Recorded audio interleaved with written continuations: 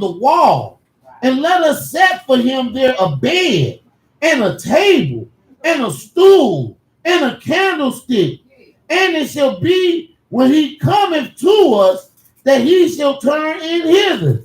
This is kindness. This is a love. How many people do you know that's going to open up their house to you? You a stranger. You passing by. You pulling into a city. How many people going to show you this kind of love? Going to deal to you that bread. Going to put a bed for you. Going to provide some type of security for you. I don't know that many people that's that kind today. I know it's people of kindness out there. I know it's people that's out there that's going to do this. But this is a kindness. You know, we read early on with our father Abraham, the blessing that Yahweh bestowed upon him. When he told him, he said, I will bless them that bless you and curse them that curse you. This is a blessing. She bestowed a blessing upon the man of Elohim. And those that fell on a day, verse 11. And it fell on a day that he came thither, and he turned into the chamber and lay there. And he said to Gehazi, his servant, he had called her. She stood before him. And she said unto him, say now unto her, behold, thou hast been careful. He giving her some appreciation. He said, you was careful. Say how you cared for us. I appreciate you to put it upon your heart to have a bed set up for me. Put a table out here for me. Put some candlesticks over here. I thank you for that. He said, so what is it to be done for thee? Spoken for to the king, because she know I'm going to see the king. I'm the prophet. So the king, you know, I entertain the king from time to time. He said, or to the captain of the host.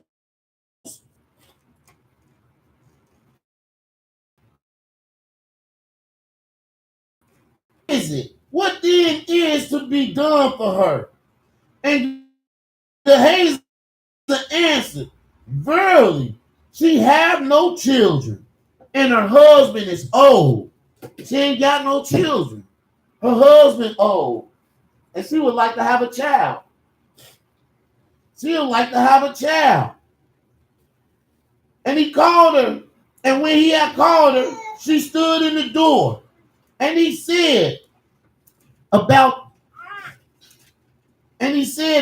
this season, according to the time of life. We all know what the time of life is, right? That's that 10 months that a woman is carrying a child to bring forth into this earth. Thou shalt embrace a son. And she said, nay.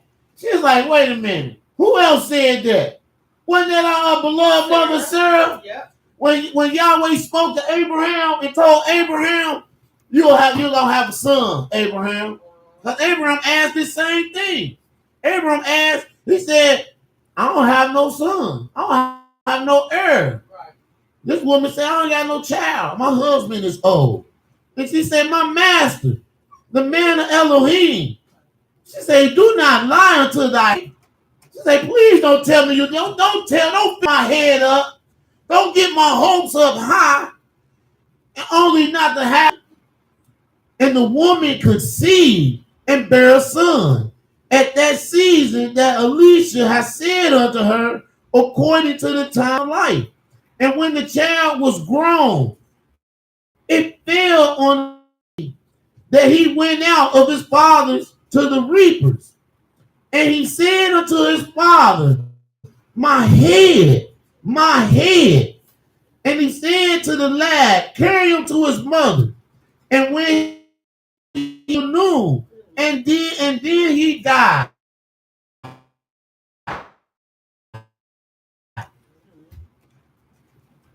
Just when that said my head, what can we assume? What would you probably assume that he had going on?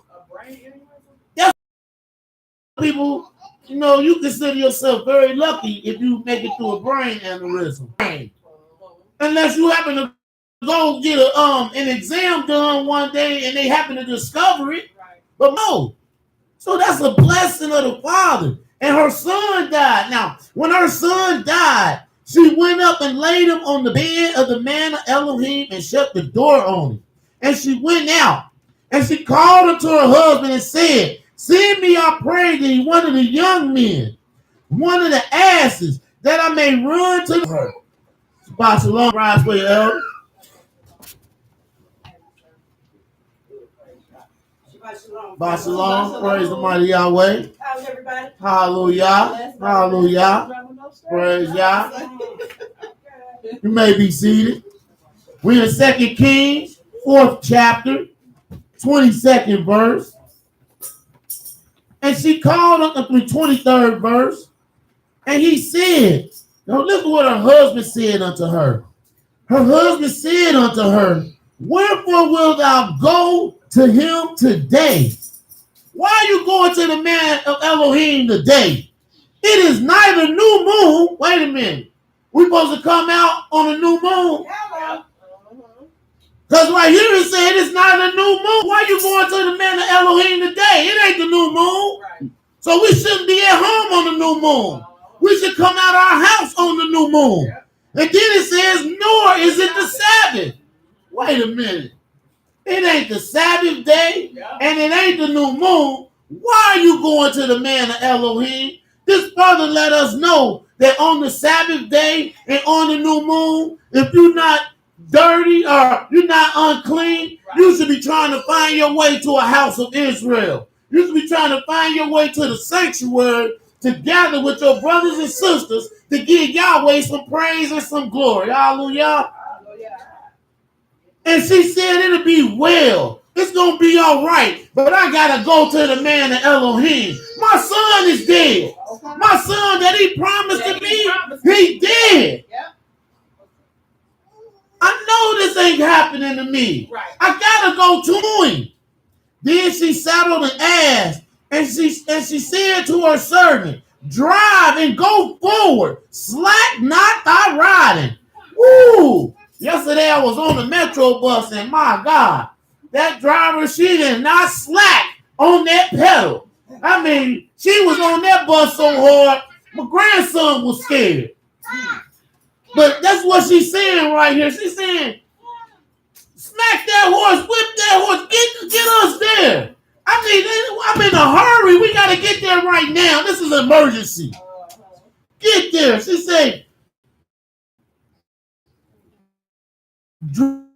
drive and go forward. Slack not thy riding for me, except I be man of Elohim to Mount Carmel. And it came to pass, when man of Elohim saw her afar off, he said unto Gehazi, his servant, behold, yonder is the Shunammite. Run now, I pray thee, to meet her, and say unto her, is it well with thee? It is well with thy husband. Is it well with thy child? See, it is well. She said it was well. Why did she tell his servant that it was well when it wasn't well? Because she didn't want to talk to him. She wanted to see the man of Elohim.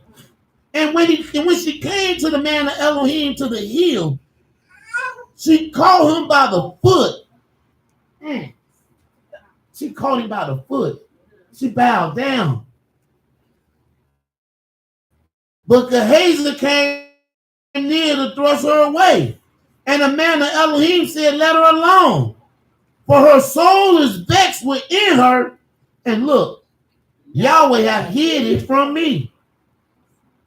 Yahweh hid it from me and have not told me.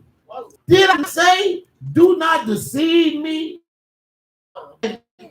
He just now old enough to go out into the field to the reap. and now he already gone. I felt the seed. I felt like I was, my hopes was getting high, and now it was taken away. Then he said to Gehazi, gird up thy loins, and take my staff in thy hand, and go thy way. If thou meet any man, salute him not. If any salute thee, answer him not again. Go about your business. Get there right now. Don't say nothing to nobody. Just go. So he went about, he got there and laid a staff upon the face of the child. And the mother of the child said, as Yahweh liveth, as thy soul liveth, I will not leave thee. And he told her. She told the prophet Elisha, I'm not going nowhere. You got to come with me. You the man of Elohim. You got to come with me. Your servant can't do this. I need you to do this.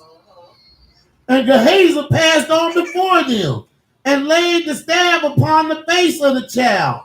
But there was neither voice. The child is not awakened. And when Elisha was coming to the house, behold, the child was dead and laid upon his bed. He went in, therefore, and shut the door upon them twain and prayed unto Yahweh.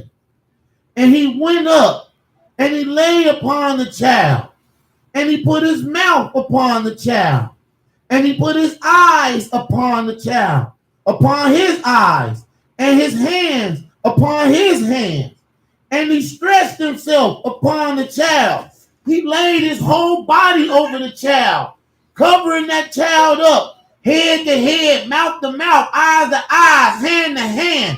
And as he did that, he was praying to Yahweh over this child. And as he was beginning to pray over this child, a strange thing began to happen to this child.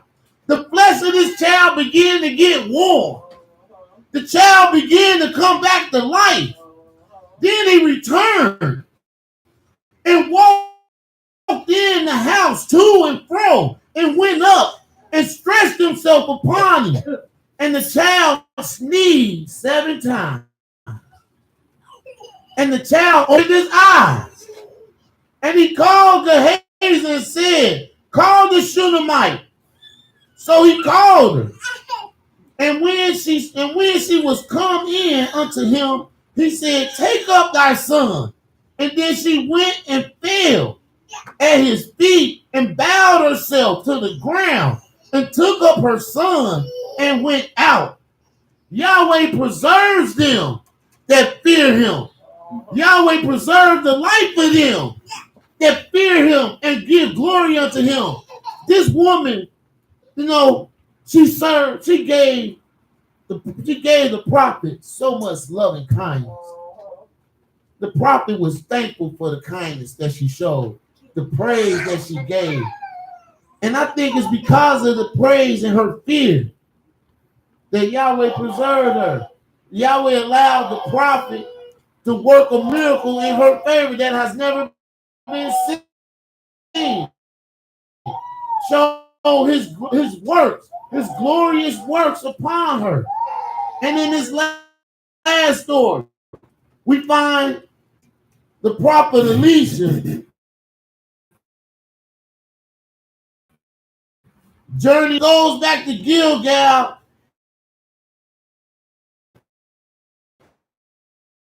He meets the sons of the prophets, and they were just sitting around him.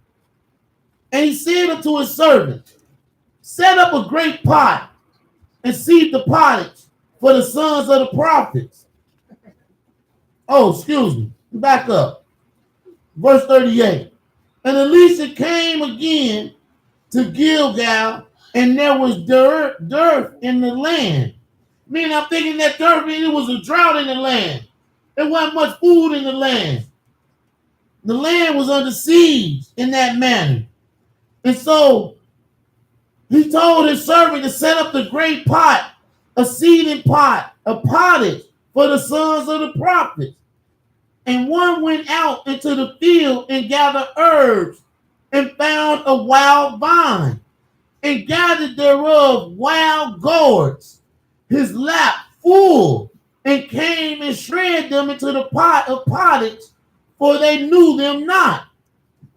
Do y'all know what gourds are? I looked it up.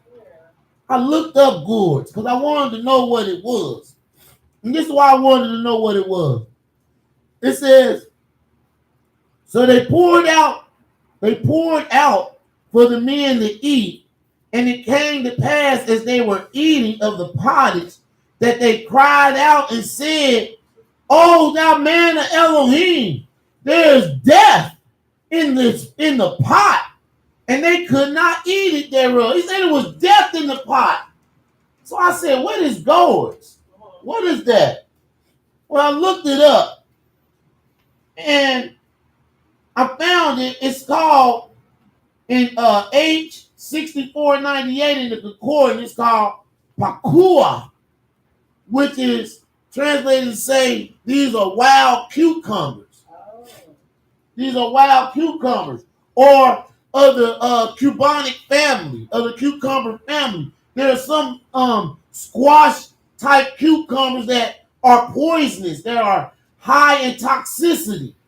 And so all they had in this pot, he picked up some, and it was high in toxicity. And if you were to eat this, it'll make your body very dehydrated. You'll get the runs, and it could possibly kill you. And so that's why they said, we can't eat this. It's death in this. And to this day, they say there's no known cure for this type of toxicity. But as we read down here in verse 41, it says, but he said then, bring meal. And he cast it into the pot. And he said, pour out for the people that they may eat.